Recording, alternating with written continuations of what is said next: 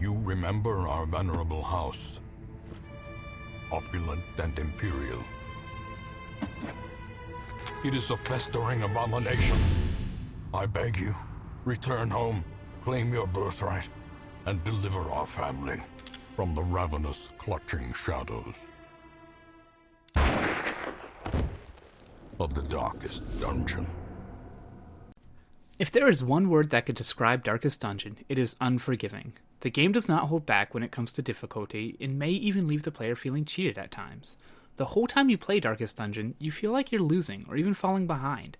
The spooky aesthetic, brutal animations, and ominous narration will leave you uneasy and stressed, while you lead a group of adventurers through a gauntlet of horrors designed to break your spirit. However, what you're left with is a very focused, fun, and challenging game. So let's get started. They breed quickly down there in the dark, but perhaps we can slay them even faster. The game is presented with amazing 2D visuals and animated actions during combat. You lead a group of 4 adventurers through a dungeon where marching order will determine who they can hit, what actions they can use, and which enemy they can attack. The attack animations look amazing and felt really tight. Each action has a unique, almost comic book-esque animation to go along with it, which makes the game really come alive. Even the heals felt powerful. Throughout the whole game, there's an ominous narrator who will describe your actions and critique your choices. I found the narrator to be one of my favorite parts of Darkest Dungeon, as he will either fill you with hope as you finish a near-death fight, or lament over the loss of another adventurer. The presentation of this game is top-notch, especially for a price point of only $20.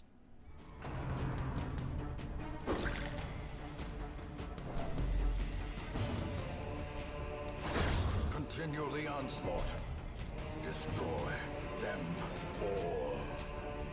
The core gameplay mechanic is management. Whether it's maintaining hero stress levels, organizing their skills, upgrading their weapons, or even balancing their afflictions, you will spend a lot of time poring over your character sheets while you're not in combat. The affliction system is brilliant and diverse. Each hero has a stress meter that can rise in various ways. Maybe they took a critical hit in combat, or stepped on a trap. Maybe the torchlight in the dungeon went too low and they're starting to panic, which in turn makes the rest of your party panic and raise their stress levels. When a hero becomes too stressed, they have a chance to become afflicted with a negative quirk. These can lead to less health or even doing less damage against certain enemy types. This system is ruled by RNG and could feel very frustrating at times. However, these afflictions could be balanced out with positive perks the heroes could receive from a successful adventure or a boon found in a chest. Managing heroes is what you're going to be spending your time doing in Darkest Dungeon, and keeping their spirits up becomes a fun and challenging game mechanic.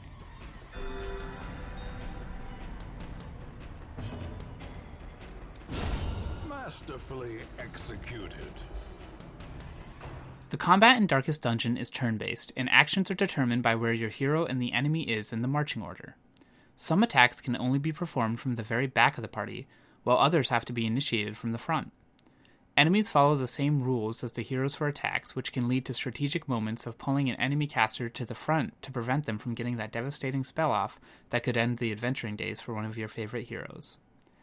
Likewise, the enemy could use a similar action to jumble your own party up, which leads to dead turns of simply shuffling your heroes about while the enemy party gets some free attacks in. Combat is fun, and being turn-based allows you to consider all the consequences of an action before performing it. It was fun to figure out the best position for each hero class, and the thrill of discovering an overpowered combo never got old as the game became increasingly challenging, and these combos were very necessary. I was a little wary about a 2D turn-based combat game, but the position-dependent attacks brought a lot of strategy to each battle and left me feeling great when my party was victorious. Pace out the halls of your lineage once familiar, now foreign. Adventuring in the Darkest Dungeon feels a lot like playing D&D with a dungeon master you wronged and wants revenge. The game will throw traps, cursed loot, and unfair boss battles at you around every corner.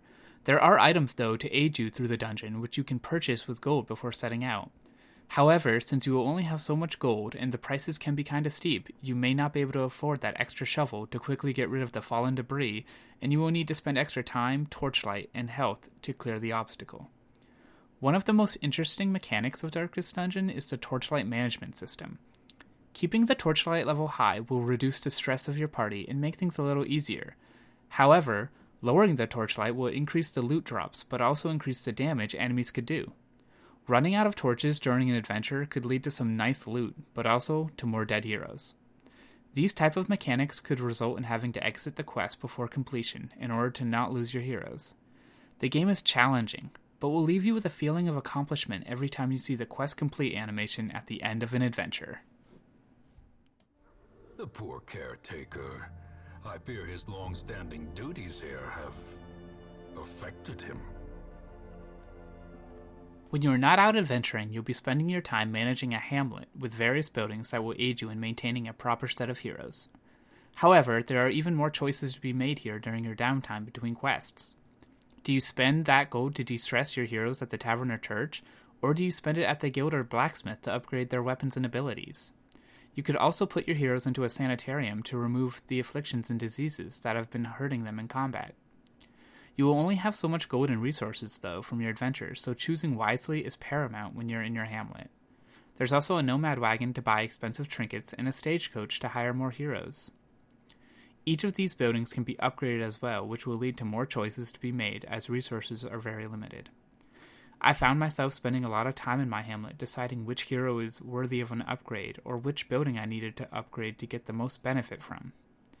The hamlet continues with the management trend that this game focuses on and was just as much of a challenge as some of the dungeons.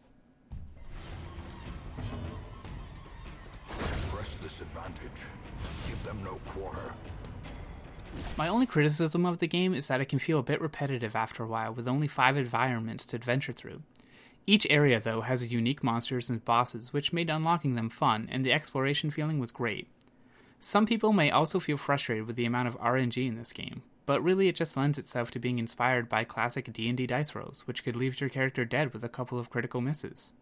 I feel that this is a great concept for a game and hope that Red Hook Studios will continue to add to it with more heroes and new dungeons to explore. I highly recommend this game to anyone who enjoys turn-based combat and a good challenge. I will say that if you don't like RNG, you may want to avoid this title, as some of the most frustrating moments came from watching my hero miss an attack before receiving a critical blow and falling to a boss. I hope you enjoyed my review of The Darkest Dungeon, and if you did, it would help me out a ton if you hit that like button.